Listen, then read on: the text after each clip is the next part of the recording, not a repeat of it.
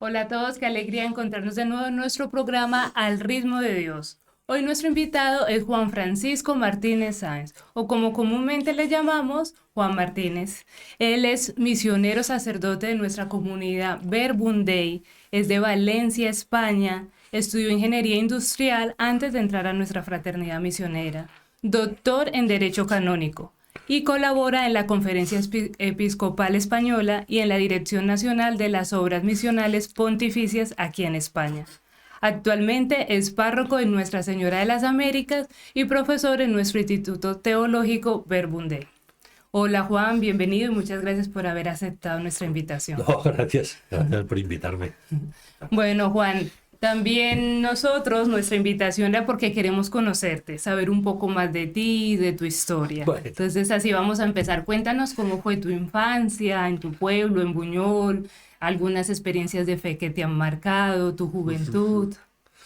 bueno, Buñol es un pueblo que es conocido internacionalmente por la tomatina, ¿no? Es donde nos tiramos los tomates, ¿no? Por eso, fuera de eso, pues mucha gente no sabe, no conoce, está cerca de Valencia, es un pueblo no muy pequeño, no muy grande tampoco, 9, 10.000 habitantes. Y bueno, yo, es verdad que también hace muchos años que ya no vivo allí, pero bueno, uno siempre tiene sus raíces. Y bien, pues pues fue la infancia, la adolescencia, pues fue sencilla en ese ambiente, pues de la familia, de los amigos, de ir al colegio, al instituto después, o sea, un ambiente pues familiar, las amistades que aún conservo realmente, o sea, después de tantos años, y que no es que vaya mucho, pero solo digo que fue un ambiente para mí. Yo tengo un recuerdo muy bonito, muy grato. Y a nivel de fe, pues yo lo que más resaltaría sería como la normalidad de la vida de fe, ¿no? Mis padres, pues ellos son personas de, bueno, mi padre ya falleció, mi madre aún vive y tal, personas de fe que estaban muy involucradas en la parroquia, que han trabajado mucho mi padre prácticamente ya casi hasta ya han llevado el archivo parroquial hasta prácticamente ya cuando ya era muy mayor y todo. Mi madre en Cáritas y Acción Católica, Manos Unidas, yo qué sé.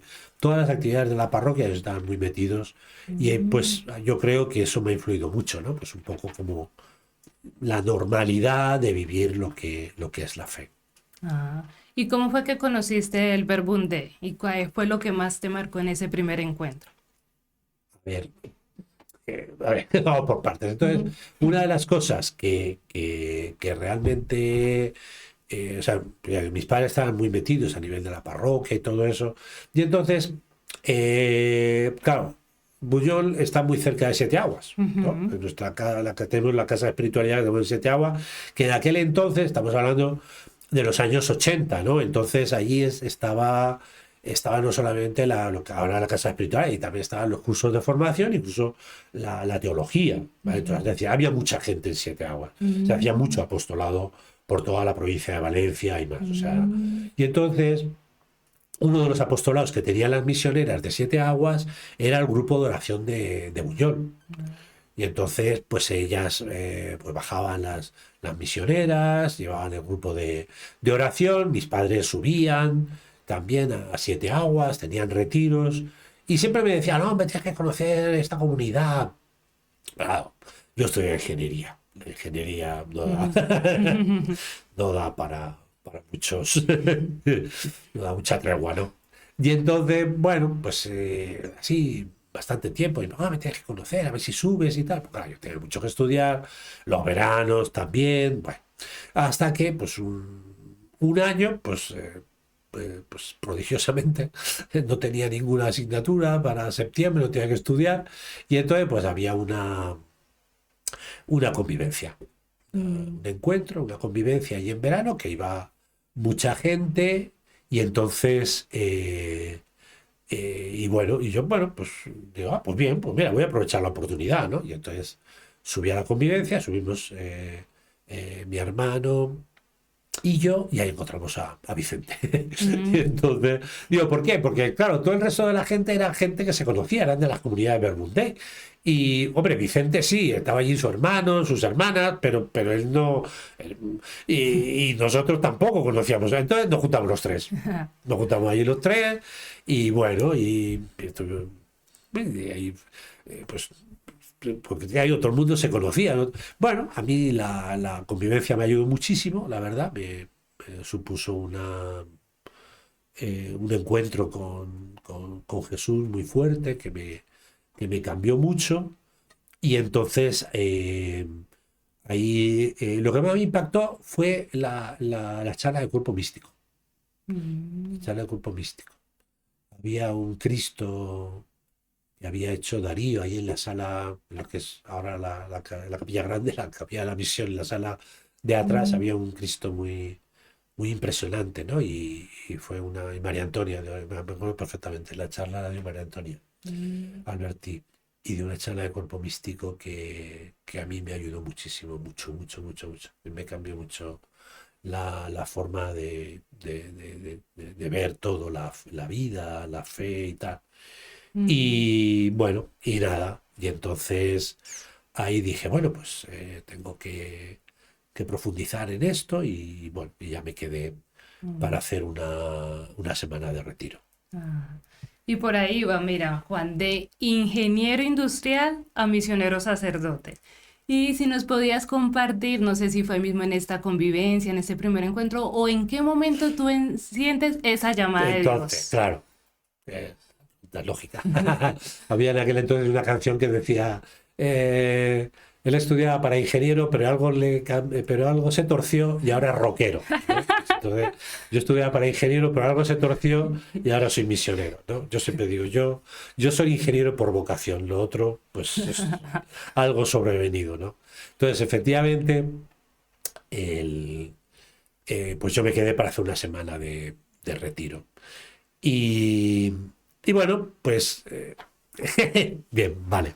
Entonces, pues estaba yo por allí, claro, acaba de terminar la convivencia, pero claro, no empezaban los retiros hasta... Entonces, pues en ese tiempo en el que estaban por ahí las misioneras todas limpiando, arreglando las cosas y tal, ¿y yo qué hago? Pues estaba yo allí que no tenía nada que hacer. Digo, pues me voy a una capilla, me voy a una capilla. Me dice, no, no, es que estamos todos arreglando todo tal. Vete a la casa de los misioneros. Bueno, pues voy a la casa de los misioneros. La casa de los misioneros, allí en Siete Aguas, ¿no? Entonces la Mm. casa de los misioneros estaba toda en silencio y tal. Digo, ay, qué bien, me voy a meter a la capilla. No hay nadie, tal. No hay nadie, no. Estaban todos los misioneros en la capilla. Pero todos es todos. La capilla estaba llena. La capilla. Y tal, yo, digo, Dios mío, ¿esto qué es? Y tal. Y entonces... bueno, pues yo me puse en un rincón, al cabo de un rato tocaron la campana, ¿no? Tenemos una campana ahí y entonces salieron todos y yo me quedé allí y, y bueno, yo me quedé ahí haciendo oración un buen rato, yo solo, ahí en la capilla, yo solo, y ahí es donde yo entendí que sí, que Dios me llamaba también a ser misionero. Mm. Entonces, y entonces, bueno, pero claro, pues yo tenía por delante una semana de ejercicios. Cuando acabó la semana de ejercicios, yo dije que lo daban. Eh, además, fue muy bueno porque éramos un grupo solo de chicos, ¿no? De Mm. algunos uno era Sergio Rodríguez, Mm. que había venido de México para entrar en el curso. Bueno, éramos varios y tal. Mm. Y entonces éramos eso, no solamente chicos, y nos lo daban eh, Ramiro, Eduardo y Alpidio. El trío. ¿Alpidio? Sí. Eduardo y Ramiro sí, bueno, bueno, bien. La verdad que fue muy divertida la, la semana. Yo al acabar la semana digo, bueno, pues voy a hacer otra, total, eso, no tengo nada que hacer y eso. Y eso, yo quería también discernir. Y entonces esa semana mis padres ya tenían previsto que iban a subir a hacer ejercicios ellos también, que era la primera vez que hacían ejercicios. Y entonces, pues nada, yo cuando acabó la segunda semana mía, que era la de mis padres, pues entonces ya les dije ¿Qué te quedas? que yo veía la vocación, que quería entrar de misionero, claro. Mis padres fueron muy respetuosos. Mm. Luego en el tiempo te das cuenta de que les has dado el susto de su vida, pero vamos, o sea que... porque efectivamente, pues ellos sabían a mí lo mucho que me gustaba la carrera, la ilusión que me hacía, todo lo que yo he invertido y tal. Entonces, que yo dejara así la carrera de esa manera era un poco... eh, entonces, pero bueno, ellos fueron muy respetuosos. Y entonces yo ya hice el mes entero, ya continuábamos y eso, y ya hice el mes entero y ya entré al curso de formación. Mm. Bajé un día, un par de días y tal, allí a casa, ya a despedirme de mis padres, de mi familia, y ya empecé el curso de formación. Y eso, Mm. yo subí para 3 días y ya llevo, Juan, y ahí tenías que 22 años. iba a cumplir Mira, 22 años, y sí. de 22 años con esta carrera de ingeniería que te ibas a imaginar ahora, doctor en Derecho Canónico, como todos los cambios y el camino que la vida nos lleva. Y ahí te quería preguntar, esta formación académica que tú tienes ahora, ¿cómo crees que complementa o nutre tu misión pastoral? Bueno, entonces, a ver, cuando Jaime, es que Eh, yo soy así y mi historia es así. Quiero decir, entonces no es una historia. Por eso yo cuando enseño estas cosas digo, hay que ser muy respetuosos de los planes de formación, de los procesos y tal. Digo, porque yo no los he hecho. Digo, entonces, digo, y bueno, estoy aquí gracias a Dios y tal, tal. Y a mí Jaime lo primero que me mandó a estudiar fue Biblia. Mm, Porque yo también, a través de muchas circunstancias de la vida, porque yo acabé el curso de formación, estudié, luego me mandaron a Colombia, luego a Alemania, mm, tal, luego a Roma y tal. Entonces Jaime quería que yo fuera a estudiar a Roma, pero me mandó a estudiar Biblia lo primero. mm, Cuando me dijo derecho, yo me quedé, dije, bueno, además no derecho, utrusco y jus, los dos derechos, ¿vale? Entonces una cosa bastante especializada, ¿vale? A ver, el derecho no es muy diferente de la ingeniería, porque el derecho se basa sobre pues un razonamiento, en ujú. definitiva, lógico, de otro tipo, pero efectivamente hay una... Entonces, pues yo cuando Jaime me mandó a estudiar derecho, a la Biblia me entusiasmaba, pero cuando me mandó a estudiar derecho me quedé así como diciendo... Y luego, pues efectivamente te das cuenta de que Dios tiene sus caminos. Mm, Entonces, es una formación que primero hacía falta en la fraternidad, gente que supiera derecho. Ahí Jaime siempre fue realmente muy, ¿cómo decir? Providente solo es Dios. Pero como que efectivamente él tenía una mirada muy amplia sobre la fraternidad, sobre las personas. Yo siempre he dicho, Jaime era un padre para todos. Aunque no lo demostrara, digamos, como uno esperaría que, yo qué sé, de manera afectuosa o lo que fuera, pero Jaime se fijaba mucho en las personas y buscaba la promoción de las personas y buscaba lo mejor para las personas y lo mejor para la comunidad. Y entonces él efectivamente, con el tiempo te das cuenta de que él necesitaba un equipo de personas que le ayudaran en el tema de lo que es la estructuración de la comunidad, la redacción de las constituciones y todo eso. Y entonces yo creo que fue por eso que él me mandó a mí a estudiar Derecho Canónico. ah, De hecho, pues estuve ya en el equipo, ¿no? Pues estaba Jaime, los superiores, los responsables, la Junta General, tal, pero pues éramos un equipo de gente que habíamos estudiado Derecho precisamente para ayudar en ese proceso. Y entonces, y eso ya digo, fue muy pensado por parte de Jaime, muy providencial, porque si la fraternidad pues ha llegado donde ha llegado, ¿no? Y la familia ha llegado donde ha llegado, ha sido porque Jaime supo prever todo eso y él dispuso de personas también que pudieran ser capaces de acompañar ese proceso de forma que una cosa pues tan novedosa como es la fraternidad y la familia, pues pudiera ser aprobada. Que es verdad que tuvimos nuestros más y nuestros menos, bien, porque la historia es así, ujú. pero también es verdad que todo eso contribuyó a que se pudiera aprobar, ¿no? Pues, yo qué sé, pues el trabajo que no fui yo solo, ni mucho menos. Estaba ahí María en su momento, Teresa, yo qué sé, tanta gente que estuvimos ahí. Dice, pues eso es lo que hizo que la Santa Sede viera que efectivamente no era una idea alocada de un fundador Inspirado. así iluso, ¿no? Sino que era una cosa que estaba fundamentada, que estaba bien trabajada, y eso contribuyó mucho a que efectivamente se pudiera aprobar. Mm. Y con eso también nos puedes compartir, Juan, alguna experiencia que haya sido para ti significativa y te haya cambiado la forma de ver la misión. A ver, a mí lo que me decidió realmente fue una experiencia para mí muy profunda en Medellín. Mm, Y es que cuando yo estuve en Medellín era en el año 89, mm, ahí en San Pedro, entonces de repente oías ¡pum! Y todo un barrio sin luz, cosas así, ¿no? Pues eso, ajá, el narcoterrorismo y todas esas cosas y tal. Entonces, la misión estaba en El Salvador. ujú, Entonces bajábamos, Miguel Ángel Urbán ujú, bajaba con la moto. Claro, no podías ir con casco sí, por los sicarios y todo ajá, eso, ni podían ir dos en la moto. Entonces, entonces Miguel Ángel bajaba con su moto y subía con su antes del toque de queda. ujú, Entonces, yo me tenía que quedar a dormir en Medellín y me quedaba en la casa de Amanda, la mamá de Ramiro. mm, Y entonces, y claro, ya luego en la misa del sábado por la tarde. Y entonces ya, pues yo me quedaba allí, muy bien.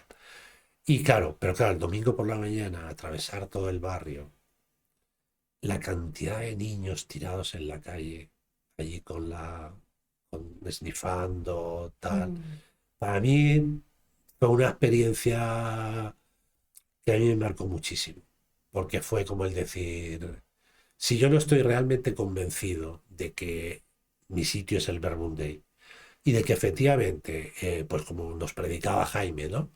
Predicando la palabra de Dios, el mundo va a cambiar. Digo, si yo ahora mismo no me pongo aquí a recoger niños, ya cuidar de ellos y tal lo que fuera, es que no tengo corazón.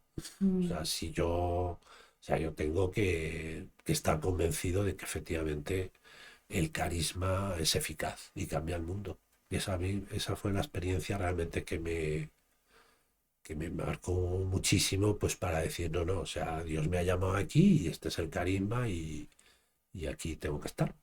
Y aquí estoy. mm. Sí, Juan. Y eso con lo que nos comparte, de que a partir de esta experiencia Dios te ratifica tu llamada como Verbum Dei y que tú crees en la eficacia de predicar la palabra justamente como forma también de salvar vidas. Si tú tuvieras que resumir la esencia de la vida en la fraternidad misionera Verbum Dei, ¿cuál sería? Se actualiza la palabra. Ujú, Las palabras, fraternidad misionera, Verbum Dei. ujú, O sea, somos una fraternidad. Y para mí eso es muy importante. Somos una fraternidad y somos una familia. Entonces ujú, somos muy distintos, pero somos hermanos. Y yo ujú, creo que eso es yo creo que es lo más grande que Dios nos regala, el poder vivir como hermanos, ¿no? Yo lo digo muchas veces, o sea, el decir, o sea, el ambiente que tenemos, por ejemplo, en el teológico. Pues es verdad que uno es profesor, el otro es no sé qué, el otro es alumno y el otro tal. Pero al final somos hermanos, en diferentes etapas de nuestra vida, de nuestra vocación, pero somos hermanos y nos ayudamos los unos a los otros, ujú, ¿no? Y es una fraternidad misionera. O sea, no solamente pues, el estar juntos y tal, sino que tenemos pues también el mismo ideal, tenemos la misma meta y apuntamos o sea, y partimos de eso, per Mundei, o sea, somos palabra de Dios. Y entonces asumimos la palabra de Dios, queremos o sea, orar la palabra de Dios y queremos asimilar y dar esa palabra de Dios. Y eso yo creo que simplemente el nombre ese, que tiene su historia también, o sea, realmente, porque el primer nombre que se presentó a Roma fue ujú, Fraternidad Eclesial Verbum Dei. Y ujú, entonces Errázuriz, que aún no era cardenal, era el secretario de la congregación, entonces dijo, bueno, pues en estos trabajos y tal, él dijo, yo veo que está la fraternidad misionera Verbum Dei. Y a Jaime le gustó mucho la fraternidad misionera. Lo habíamos presentado como fraternidad. Lo había presentado como fraternidad eclesial, ¿no? Y entonces fraternidad misionera, ¿no? Y entonces somos fraternidad misionera y tal. Y yo creo que resume muy bien lo que somos, lo que queremos ser y lo que el Dios pues, nos ha dado pues, para poder compartir con los demás. Ujú. Y también en esta experiencia que nos comparte, has nombrado esto, el Instituto Teológico. Tú eres profesor ahí y cómo ahí se vive un ambiente de ser hermanos. Y has sido profesor ya muchos años. ¿Y qué es lo que más te apasiona de ser profesor de nuevos misioneros y misioneras? Hombre, a ver, a lo que comentábamos hace poco, ¿no? Es decir, el, el ser profesor es una vocación dentro de la vocación, ¿no? Porque a ver, yo hay cosas que les digo de broma, pero muy en serio, ¿no? Entonces digo, los estudiantes trabajáis mucho, pero los profesores estudiamos más, ¿no? Para dar clase hay que estudiar mucho, Ujú. y hay que trabajar mucho. Y entonces, y efectivamente uno tiene que querer y le tiene que gustar, pero, pero es una experiencia muy bonita porque, porque es verdad que la formación no es la teología, no se puede reducir la formación solo a la teología. Hay otros elementos que si quieres son incluso más importantes. Yo de eso estoy convencido.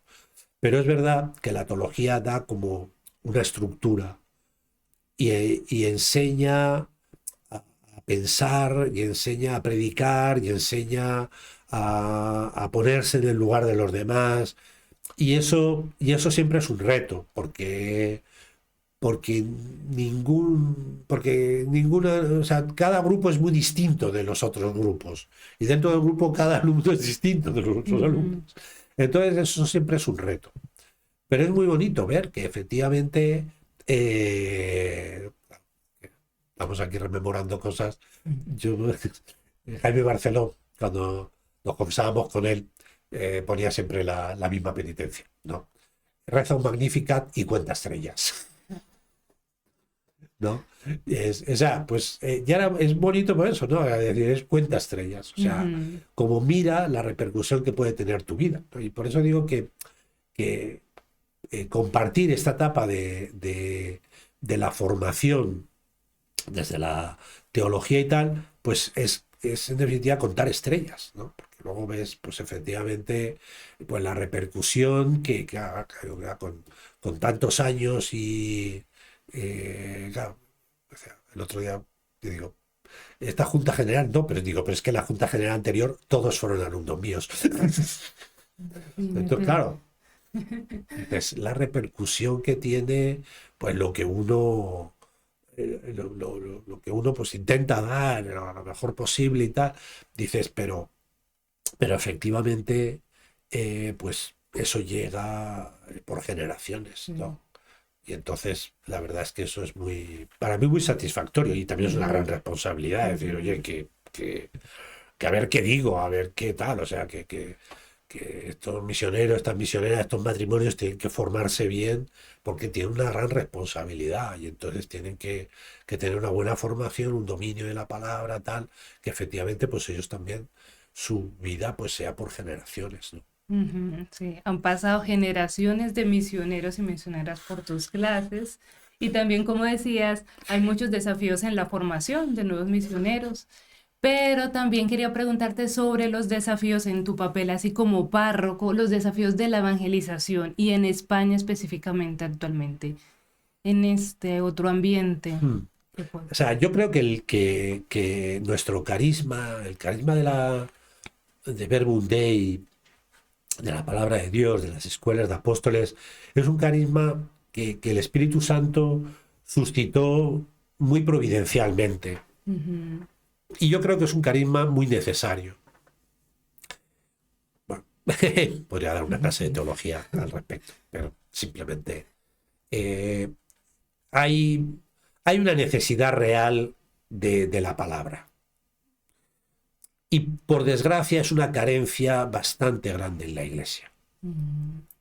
Entonces, eh, ¿Por qué? Porque sí que es verdad que hay gente que predica bien y tal, sí, pero nuestro carisma, lo que aporta en cuanto a lo que es la espiritualidad, la oración, la formación de la persona, ese espíritu misionero, el querer llegar, ¿no? El ir y hacer discípulos, el llegar hasta donde sea, tal, para llevar la palabra de Dios y tal, es muy necesario.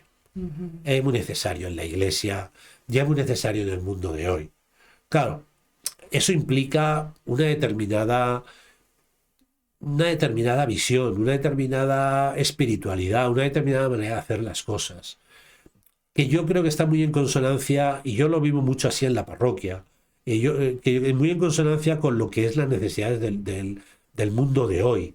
¿Por qué? Porque hoy en día, ¿no? Lo que se dice de la sociedad líquida y todo eso, pues es simplemente la constatación de que hoy en día hay, o sea, las personas nos relacionamos a muchos niveles.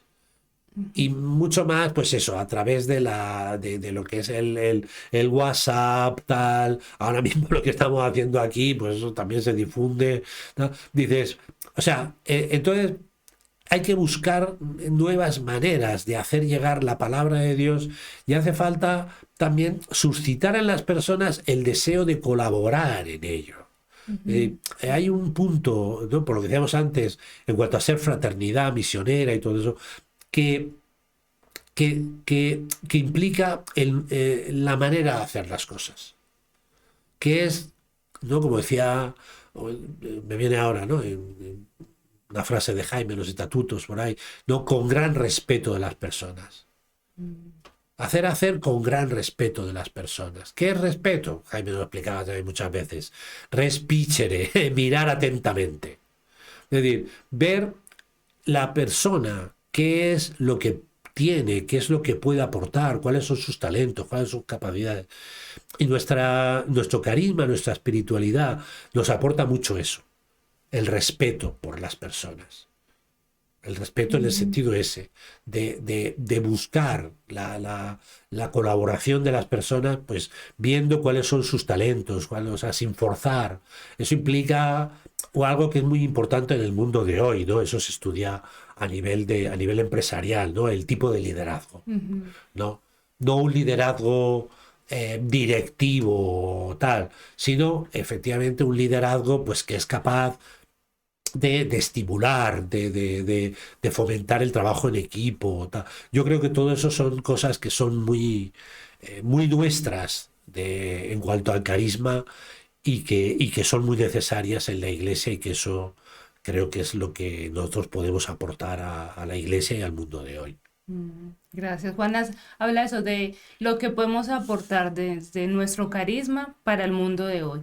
Y hablándole específicamente a un laico, a un fiel, ¿cuál es la importancia para él de la palabra de Dios en su vida diaria? Es que sin la palabra de Dios no podemos vivir. Entonces, o sea, la palabra de Dios es... yo, yo debo decir que humildemente yo lo que sé lo he aprendido de Jaime. Y lo que enseño lo he aprendido de Jaime. Entonces, ¿por qué no podemos vivir? Porque Dios es el que nos respeta. Ese es el asunto. ¿Por qué nosotros tenemos que respetar a los demás? Porque Dios nos respeta. Nos respeta eso, porque nos mira atentamente. Y Dios tiene una gran delicadeza. Dios no se impone, Dios se propone. Y se propone a través de la palabra. Entonces, una persona, y eso es una experiencia también, ahora que también me viene, decir, es una experiencia que yo también tuve o sea, el mejor consejo que me han dado en mi vida fue: lee la palabra de Dios todos los días. Que fue un sacerdote, yo tendría 14, 15 años, o 16 a lo sumo, ¿vale? Y entonces era un sacerdote que vino a la parroquia en confesión, me dijo: lee la palabra de Dios todos los días.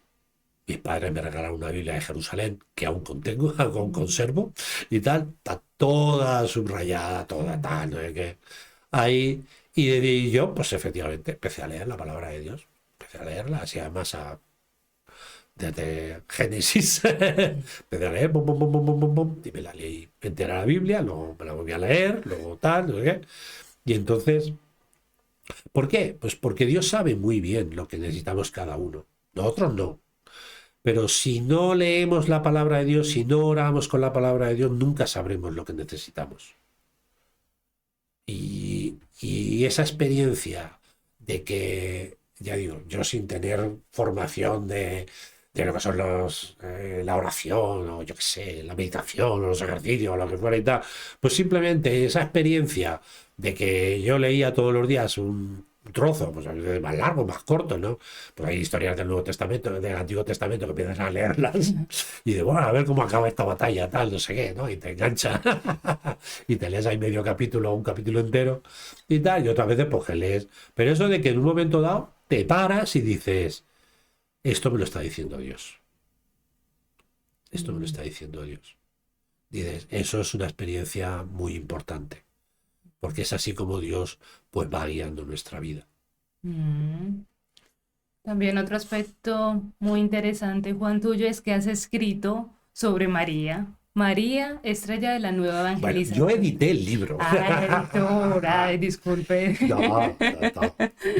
Pero mi pregunta es, sí, ¿y cuál es el papel para ti o la importancia de María en esta tarea de la Vale, evangelización? porque entonces bueno, pues sí, efectivamente por eso. O sea, porque hicimos la edición de una serie de, pues precisamente por eso, pues para dar a conocer a Jaime y el Verbum Dei y el carisma y todo eso, pues editamos una serie de libros que fundamentalmente pues eran escritos. Claro, el problema de editar los escritos de Jaime es que están muy dispersos, Ujú.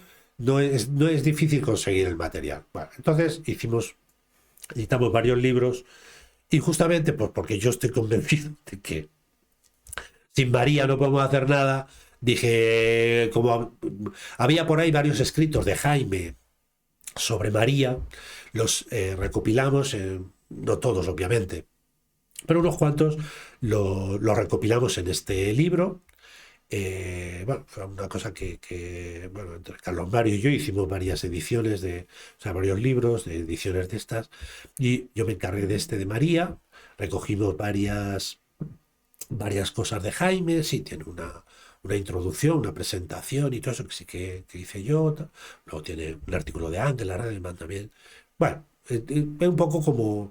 Y precisamente por eso, por el convencimiento que Jaime pues siempre nos transmitió de que la obra nos supera a nosotros, Mm. de que tenemos que dar un fiat cada día y a veces varias veces al día. Entonces, y que si nos fiamos de Dios, pues eso, nuestra vida será un Magnificat y contaremos estrellas. Y efectivamente, yo creo que eso también es una cosa muy bonita de la fraternidad, ¿no? La presencia de María, que ella pues es la que nos anima, nos ayuda, y por eso digo yo que no he seguido procesos así lineales y tal, lo que fuera. eh, Estoy convencido de que ha sido pues porque la Virgen me ha ayudado.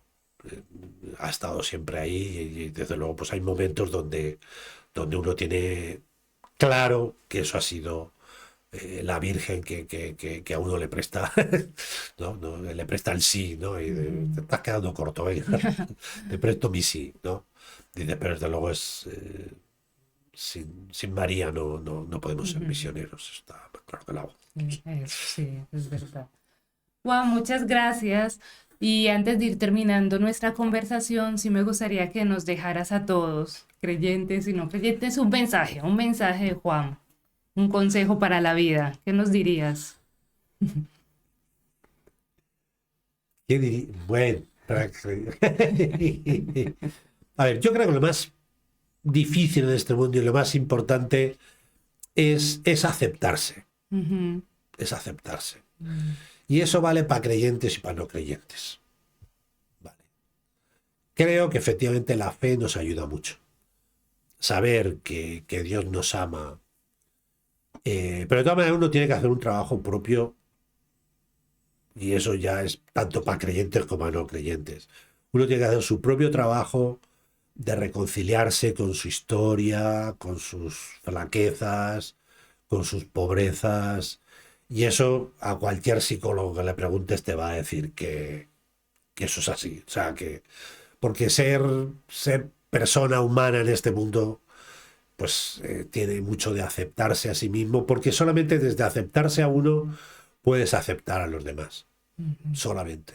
Solamente uno puede ser comprensivo y tolerante con los demás si ha aprendido a ser comprensivo y tolerante consigo mismo. Y es verdad que ahí la fe pues nos ayuda mucho, ¿no? De hecho, pues eso, Jesús dice, amar como a ti mismo. De que uno se tiene que amar a sí mismo para poder amar. Y eso sí que es universal. Eso es universal y eso es para todos. Está bien.